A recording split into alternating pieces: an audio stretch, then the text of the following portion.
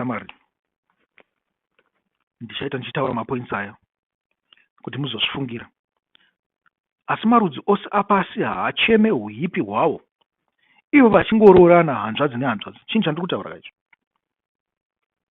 kuti ini ndakaroora mumwe mutema akaita seni, ndaroora hanzvadzi, chingoti ini ndakati tsvukei mushana, handina kuti tsvukei, asi ndakatsvuka, saka ndichinzi shava handi. Ndiri kutotsvaga mutema tema wekunana Senegal, kunana Senegal, yes, kunana Senegal, kunana Sudan, muri kuvanzwa, ndokune vakadzi vangu, kana kuti muchena chena sekuzasi uko kunana Cape, kune mamwe marudzi, ndokuti titobuditsawo chimwe chinhu chiri chipiwa. Nakuzvi ndicharoora vanhu ivavo chete, ndingotaurawo zvangu, hatifanira kuzvifadza nechivi. Tambotaura kuti pakugadzirwa kwaEvha naAdhamu anoti uyu inyama yenyama yangu nepfupa ramapfupa angu. Muri kupaona kapa chivi chaAdhamu naEvha. Panozonzi mukadzi wake ndepapi? Nokuti Evha takazvitarisa chaizvo haazi mukadzi waAdhamu. Evha mwanasikana waAdhamu. Muri kubazviona? Asi sokutora kwaingoita vanhu vakare, tora hanzvadzi dzavo vachiroora zvavo, vachiita zvaanoda, nokuda kwekusimbisa zvandiri kutaura zviazvo, kuti waizviona zvakaoma kuti hanzvadzi yako iroorwe nemumwe munhu. Uri kuzviona? Nekuda kwetsika dzedu, chivi chakangoramba chichiita chichizvipromota, kuri kutuka kwaMwari. Kuti Evha akanga asikirwa Adhamu chaizvo chaizvo hatizivi, asi akangonzi mubatsiri, haana kunzi mukadzi.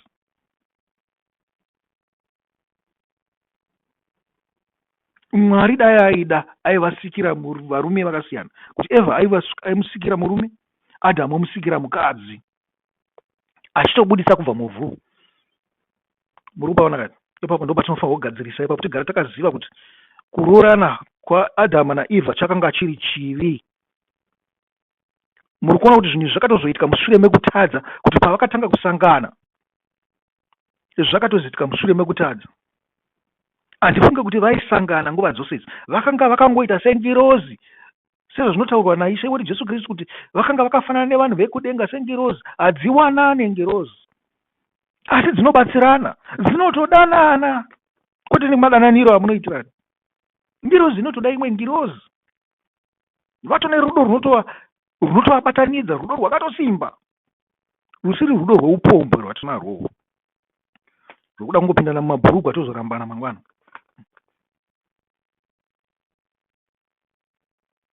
Tinofanira kutoti Edhamu wakazvarwa Evha wakazvarwa naAdhamu. Tongoti zveMwari pachavo vaiva mukoti kana kuti chiremba, asi tichitaura nechirudzi chekwedu tinoti vaiva mbuya kana kuti nyamukuta. Muri kuvanzwa? Pakuzvarwa kwaEvha, pakuvapo kwaEvha, Mwari ndivo vakanga vari nyamukuta, vakaita chinhu chinoshamisa chokubuditsa mukadzi kubva pamurume. Nekuti ndoida kusakidza unyanzvi hwavo ndiMwari, vanozvigona izvozvo, zvekuti imi varume vese munotokwanisa kutoita vana venyu musina vakadzi, pasina upombwe, pasina hungochani, kana navakadzi vanokwanisa kutoita vana vasina kusangana.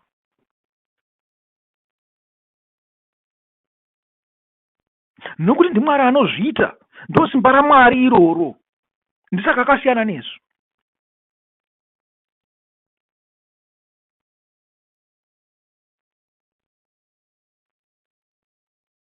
Nekuti tarirai chinhu ichi, pavakanga vachiri mumunda, Adhamu naEvha vakanga vasina vana.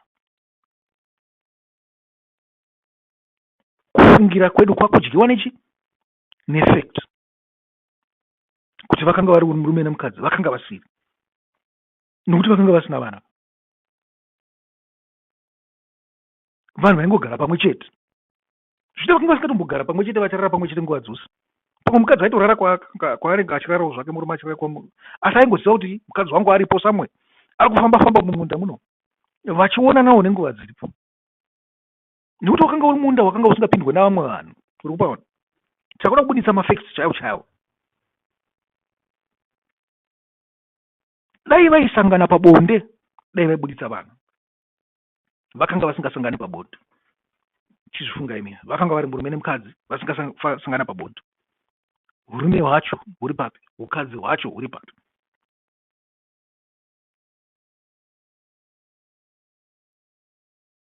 Vakasikwa kuti vagowanana here? Murume anofanirwa kuwana mukadzi nokuda kwekutukwa naMwari kuti vabudiswe mwana, kuti rudzi rwemurume rurambe ruchiwedzera nerudzi rwemukadzi rurambe ruchida ruchiwedzerwa.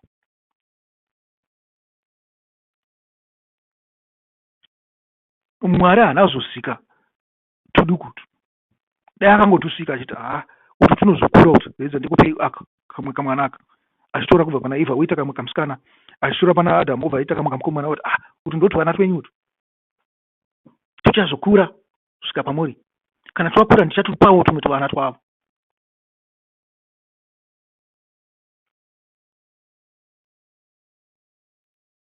Rudo rwaAdhamu kuna Eva haruna kubvira rwataurwa, kusara kwepamapfupa ipapo nepenyama zvida rwakanga rwakaita sababa nemwana, hanzvadzi nehanzvadzi, mutorwa nomutorwa, kana mukadzi nomurume.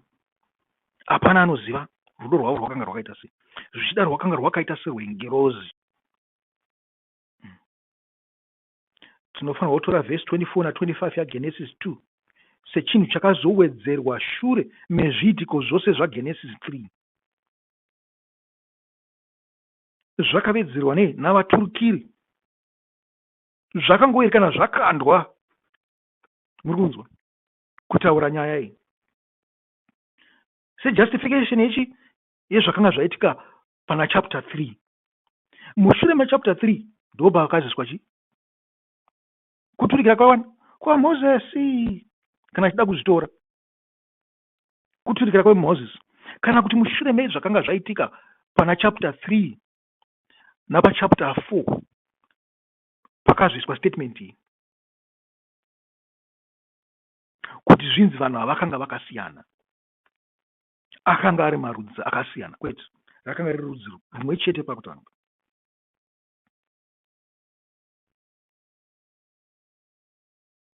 Sokuona kwatinoita Genesis 2 verse 24 yokuti naizvozvo murume anosiya baba vake namai vake, zvikanzi naizvozvo kuti aite nyama imwe chete nemukadzi wake. Chisina kutaurwa apa kunzi mukadzi abva kunani, kuti murume anofanirwa kutora mwana wake here aite mukadzi. Dai Mwari akaisa murau iwowo kuti madzibaba anotora vana vavo achivaita vakadzi, namadzimai achitora vana vavo achivaita varume, asi hazvina kunzwarwa. Sei zvisina kunzwarwa? Mubvunza ipapo.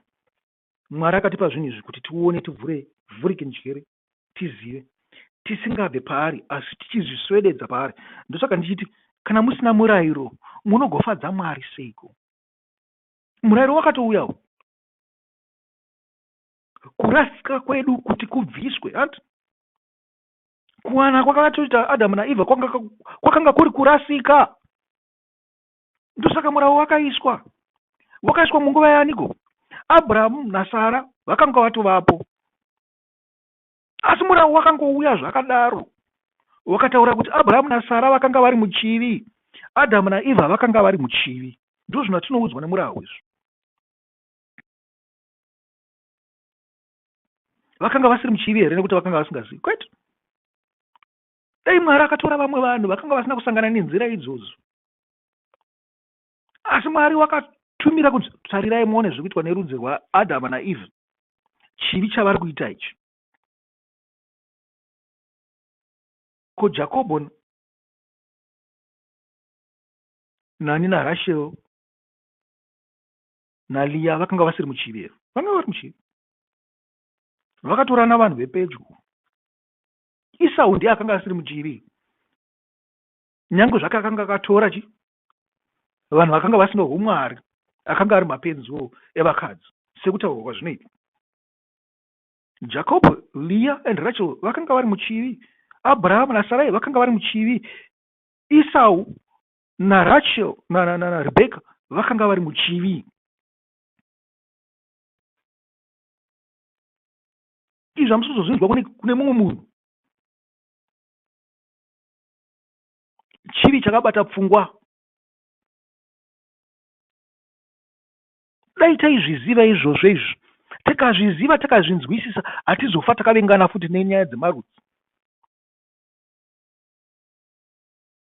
Tinoita kutoziva kuti uku ndokunobva vakadzi vedu, uku ndokunobva varume vedu, varume vevana vedu navakadzi vevana vedu. Kuti tibvise chivi chiri patiri, chakanyorwa patiri nechinyoreso chamatare. Muri kuona chivi cheupombwe kachi, chivi chekufukurana ichi. I think chinotaurwa pana Levitical 19 or 18 kana kuti motarisa Deuteronomy 19 or 18. Nyange pana Numbers chinotaurwa futi chivi chekufukurana ichi. Zvichida kuna Exodo muchitarisa pamachapta iwawawo. Chivi chakagara chiripo chatinofanirwa kusandura. Muri kuzviona? Kana makasazviziva izvi munofa musingazivi. Handisi kuti Mwari haazi kupinzai mudenga rake, aiwa, asi munofa muri muzvivi zvenyu.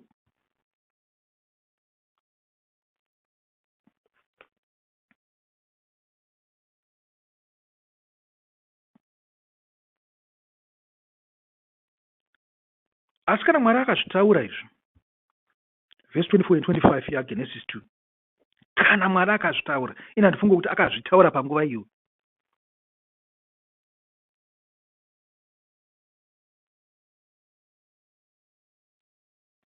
Kana akazvitaura panguva iyoyo, zvinoreva kuti Eva waisafanirwa kuwanikwa naAdam.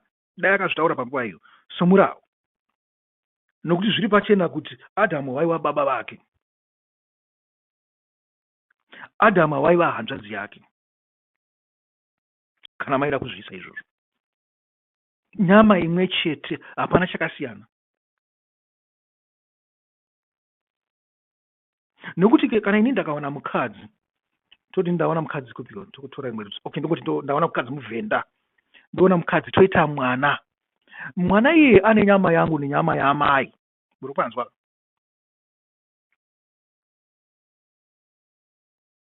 Mwana iye akatosiyana zvishoma kupfuura zvakanga zvakaita Adama naEva. Muri kupaonaka? Naizvozvo inini dai Mwari akazvibvumidza kuti ndinoone mwana iyeye watinenge taita nemukadzi wokurewo, asi Mwari akazviramba.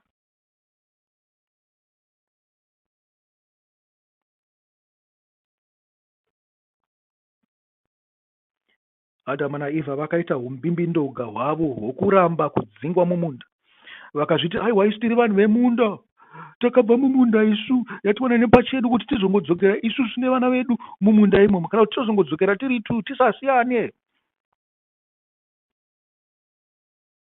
Zvangofanira kuti makaenda kune imwe nyika munonowana pechinyi. Of course, ndakasvika kuAmerica ndoskorora mumwe mutemo wekuAmerica. Haipapa hapana 2 ways about it. Kana ndakaenda kuSenegal, kana kuti ndakaenda kuGhana, obviously ndongonorora mumwe mutemo kune vakadzi vakanaka. Zvingatondogomera kuti ndamandiendesa kuna naEgypt uku, kuna naIsrael, kuna vamwe vakadzi vakanaka. Ndinovaziva kuti variko nekuti ndakavaona, ndakataura navo. Kumberi uko kwese hakusina basa nemi, ndachingozvizivai kuti zviripo. KuEurope kune vamwe vakadzi vakanaka, maJerimani nemaAustrians namaSwedish nevekuNorway, kuna vamwe vakadzi variko vakanaka, ndakataura navo. Chingozviziva izvozvo, zvimwe zvese hazvina basa izvo.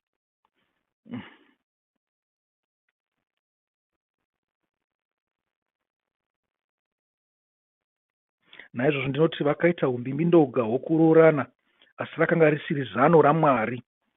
nokuti tose tinoziva kuti zano raMwari rinoti kudii. Tikatarisa Levitical 18 tinoona zano raMwari kuti anovenga chinhu chakadai. Levitical 18 ndakupa yapo. Kana zvadai tinoona kuti Satani china manenji.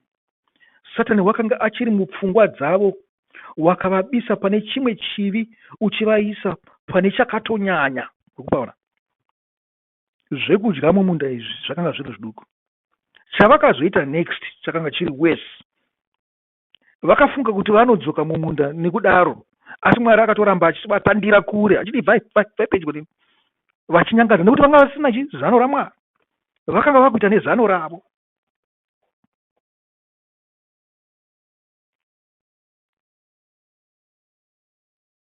Satani wakashandisa mukana womukaha wakanga wavapo pakati pavo vaviri ava naMwari.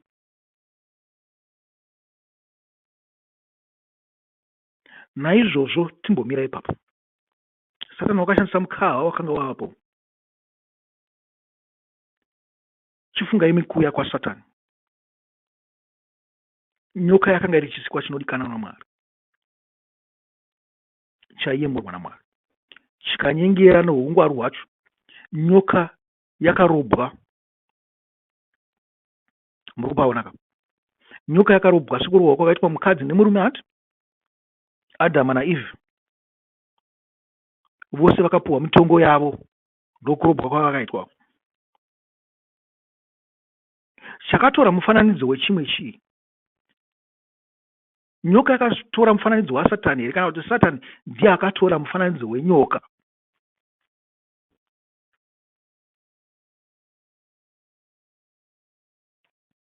Satani akatoona kuti vanhu vanonyengereka. Muri kupaona? Nekuti hatifunge kuti vanhu ava vaizoda kuzonzwa imwe nyoka futi ichitaura. Muri kupanzwa? Saka nyoka yakatokundwa kare. Nyoka yakakundwa navanhu kare. Satani ndiwe anouya ari mufananidzo wenyoka. Muri kupanzwa? Satani ari mumufananidzo wenyoka.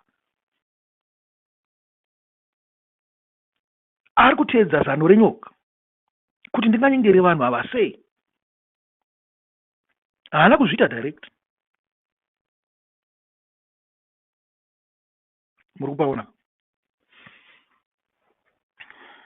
Kuwa kwaSatani hatizivi kuti kwakaitika rini.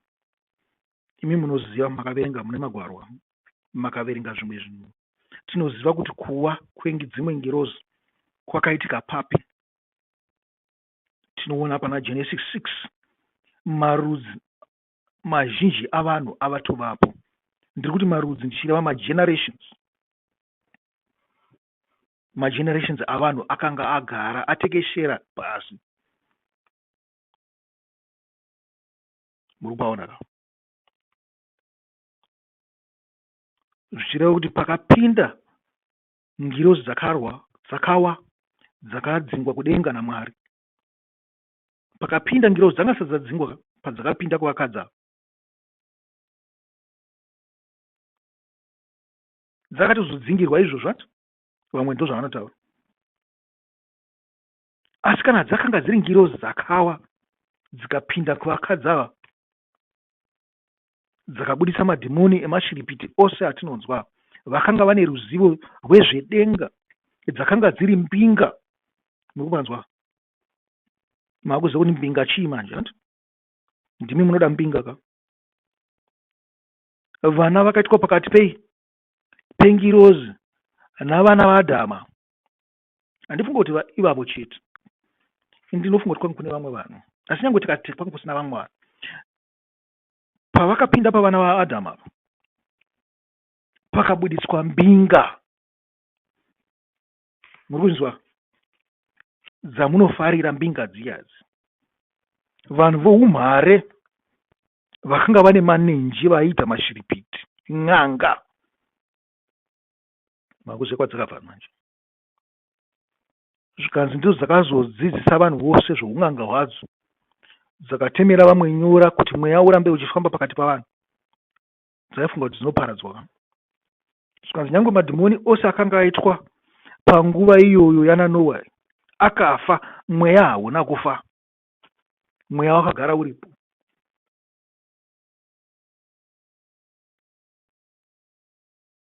Ndo mweya wamadhimoni uchiri kufamba pakati pedu nanhasi, unotikonzera kuti tirorane hanzvadzi nehanzvadzi. Satani wakanotora rimwe shoko rakanga rataurwa naMwari wakavasandurirazve mushure mekubudiswa muna munda muya, achivanyengera achiti chiko, muchadzokera mumunda, muchadzokera, chingotoranai pachenyu imi, musasangana nevamwe vanhu, sanganai pachenyu mugodzokera mumunda futi. Achiziva kuti Mwari, kuna Mwari ndiri kutovaswededza kure.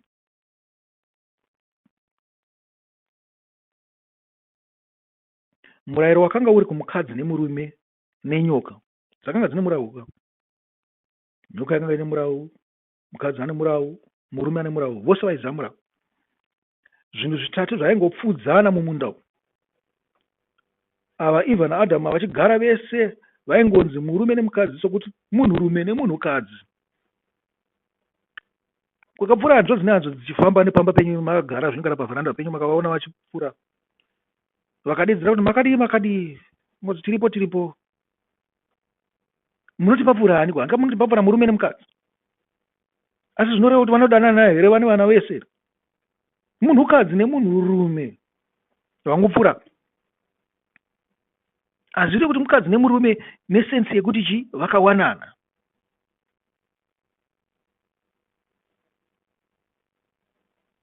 Mukadzi, imi munoti mukadzi ndiye anenge asvika pazero rekuti achiroorwa akwanise kuitwa mukadzi. Zvino mukadzi kana akasvika pazero rekuti achiroorwa akwanise kuitwa mukadzi nemumwe murume, akwanise kuita zvapabonde, zvakaregedza kuitika izvozvo, anenge ari chii? Haikona kungoti vanhu vese vakadzi, muri kupanzwa? Vanhu vose varume, haikona kungoti varume. Vamwe makazwa ati chimborume hati, ko kana ari mukadzi anozi chii? Hamene zvamunomudeedza ina ndizviziva, mana zvinombotaura.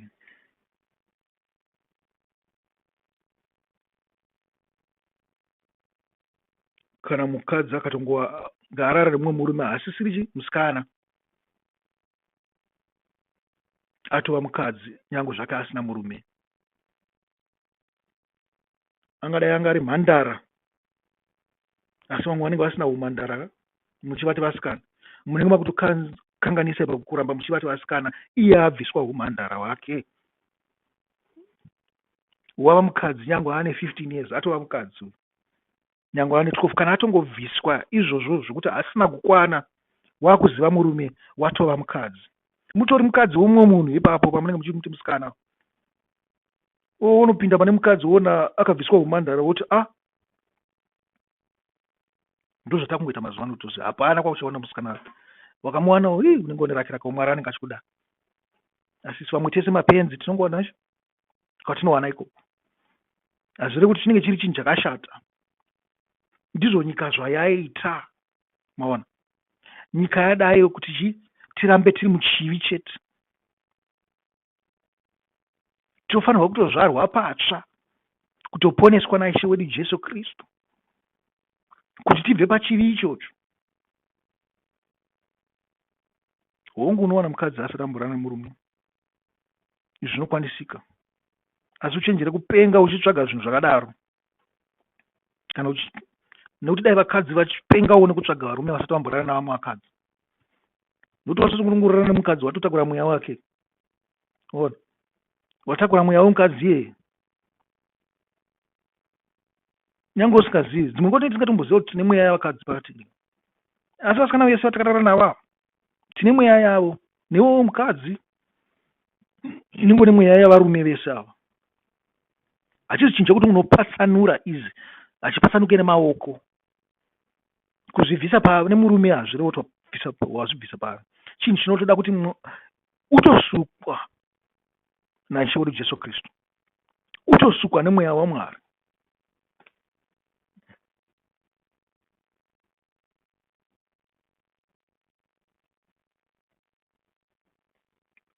iyo mufananidzo wemunhukadzi nemunhurume tinongoona nyangwe nazvino. Mufananidzo tinoona pakati pababa namai, kuti baba namai vanoita chi, mwanakomana nemwanasikana vanogara pamwe vagodanana sehanzvadzi nehanzvadzi, kana mukoma nomunin'ina, asi vasingaite chi, zvebonde. Ndomufananidzo waEvha naAdamu mumunda. Urudo runenge ruripo zvikuru. Musanzwe zviye zvanambe ndichitaura zvo zvekuti akatarisa akaona chimiro chake akati musateerere zvinhu zvakadaro izvo. Zvinhu zvokufadzana zvinokwanisa kunge zvakaitika, zvinokwanisa kunge zvisina kuita. Kana akasikwa achinzi mukadzi wake anofanirwa kunge akafara nazvo. Adhamu mweya wake wakangofara kuti awana mumwe munhu wakaita saiye, waunzwa naMwari kwaari. Haana kumbofunga zvebonde zvinokuti anga asingazvizivi. Zvebonde haana kuzvifunga, haana kumbofunga kumuita mukadzi wake nekuti akanga asingazvizive. Wakanga wakangoita sengirozi yaMwari.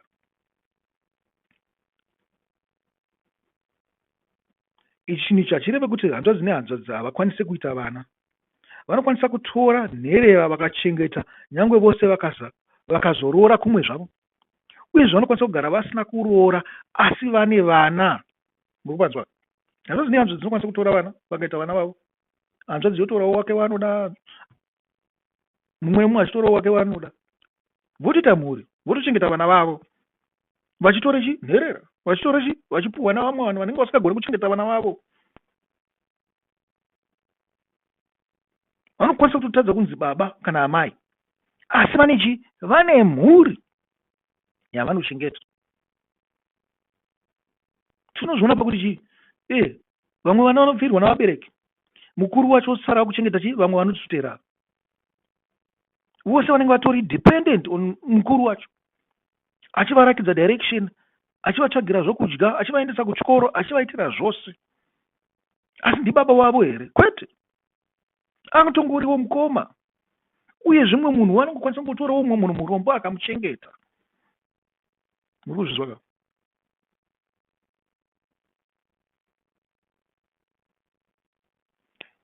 Makatarisa izvozvo ndipo pamunonzwawo inzwi rekuti mubatsiri nomuchengeti. Zvichireva kuti nyangwe zvipfuwo zvedu takafanirwa kuita sei, kuchengeta sei sevana, nekuti zvakaiswa pasi pedu nani, naMwari. Nyangwe tichitarira kuzozvidya zvakura, vana vatinofanirwa kubata zvakanaka. Takadya isusu mhuka dzisina kubatwa zvakanaka, mweya yakaipa haingawandiri pakati pedu. Kana mhuka dzaibatwa zvakaipa tozodzidya izi, zvimwe zvivi hatizivi kuti zvinobva kupi.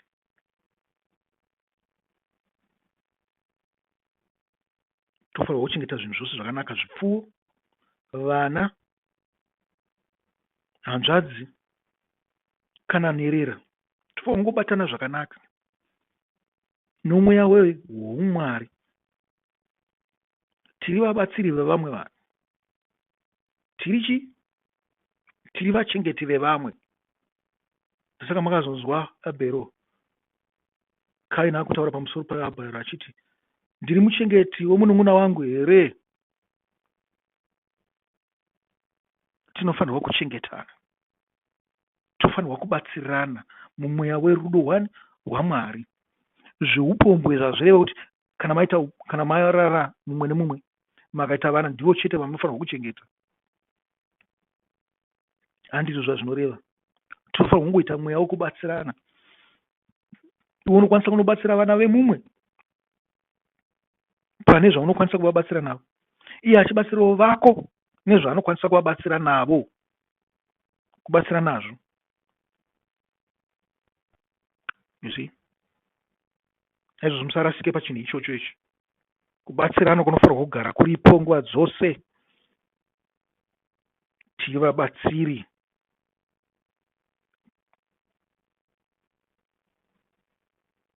Makamboonawo pakupirwa kwezvipfuyo zvose kuna Mwari zvaiitwa sei? Zvikanzi uyai chitsveneka, chisina kuremara, chisina kuita sei? Muri kuzviona ka? naizvozvo nyangwe nezvatinodya isusu zvinofanira kunge zviri zvitsvene. Hazvirevi kuti chatina kuendesa kuna Mwari tochibata rafu. Zvinhu zvose zvingazvive zvitsvene tazvichengeta zvakanaka. Ungori munyama wokuti iko zvinezvi chipfuwo chinokwaniswa kuzvarwa chakaremara, asi hazvirevi kuti tinotadza kuchibata zvakanaka. Tokwanisa kuchichengeta chakaremara kudaro. Vamwe vanoti chakaremara chinofanirwa kuurawa, handi uyo mutemo wavanhu. Asi chandinokuudzai ndechekuti Mwari paakazviita kwakanga kuri kuita sei? Kurova, kurakidza kuti imi muri vatadzi. Makafunga kuti munokwanisa kukunda zano raMwari nokubvisa zvirema pakati penyu. Muri kuona chivi chiripo ka? Satani unenge uripo. Muda kudhifita Mwari nokubvisa zvirema pakati penyu. Kuti takazara bofu touraya, takazara chirema touraya, takazara chakati touraya. Kumukira Mwari ikoko, kumukira zano raMwari, nokuti Mwari ndiye atirova, atipa vana ivavo. Naizvozvo ibasa redu rekuti tivachengete. Dzimwe nguva Mwari angangotinzwira nyasha.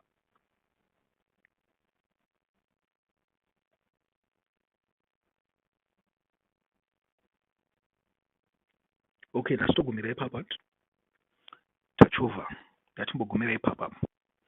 Tichaenda pane chimwe chidzidzo mangwana.